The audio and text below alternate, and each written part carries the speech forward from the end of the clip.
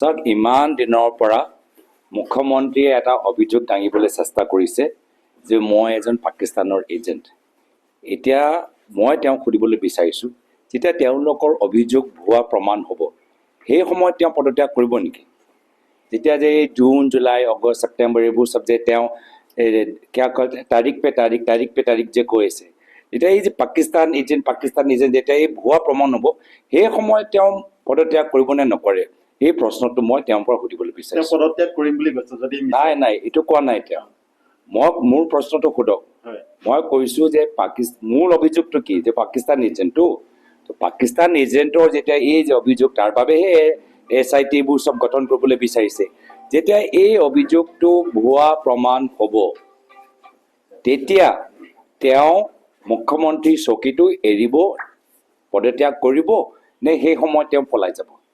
আৰু এনে মই কৈছোঁ যে আমাক আৰু বেছিদিন ৰ'ব নালাগে, অহা বছৰ বিধানসভা নিৰ্বাচন হ'ব, সেই সময়তে তেওঁ চকীটো এৰিবলগীয়া হ'ব।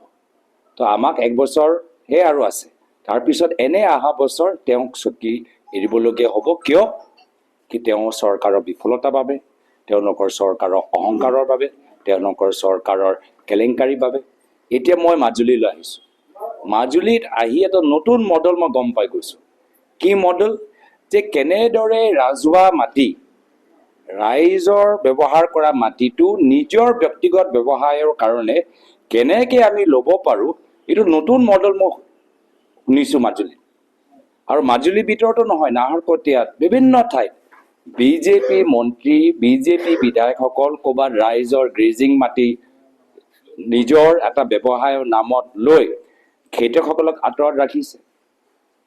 তাত নিজৰ খেতিয়কসকল নিজৰ গৰু লৈ যাব নোৱাৰে, মাটিমাহ খেতি মাজুলীত কৰিব নোৱাৰে, আৰু সেই ৰাজহুৱা মাটিত নিজৰ এটা ব্যক্তিগত ব্যৱসায় আৰম্ভ কৰি ৰাইজক আঁতৰত ৰাখিছে।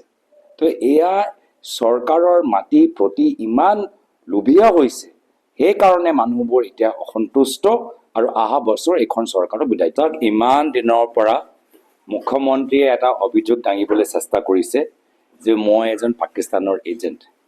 এতিয়া মই তেওঁক সুধিবলৈ বিচাৰিছোঁ, যেতিয়া তেওঁলোকৰ অভিযোগ ভুৱা প্ৰমাণ হ'ব সেই সময়ত তেওঁ পদত্যাগ কৰিব নেকি?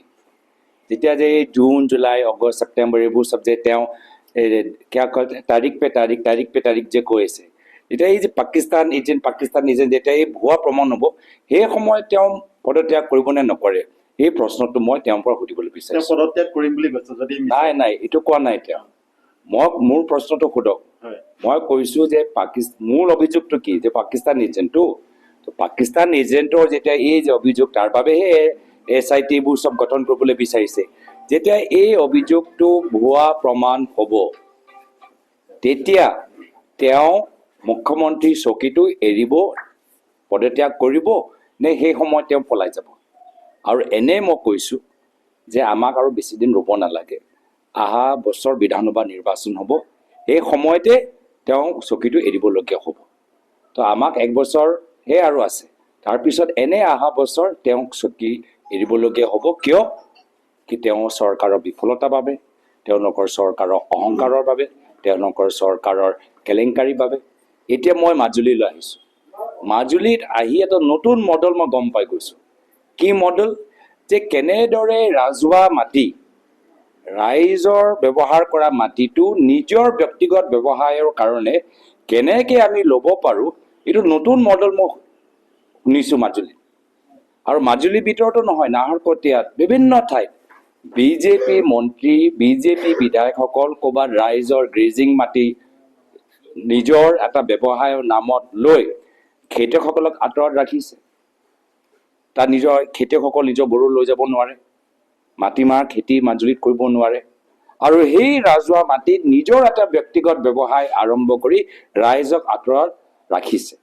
তো এয়া চৰকাৰৰ মাটিৰ প্ৰতি ইমান লোভীয়া হৈছে, সেইকাৰণে মানুহবোৰ এতিয়া অসন্তুষ্ট আৰু অহা বছৰ এইখন চৰকাৰৰ বিদায়। যিকোনো খবৰৰ বাবে যোগাযোগ কৰক 7099017330 লগতে 7099017110 নম্বৰত।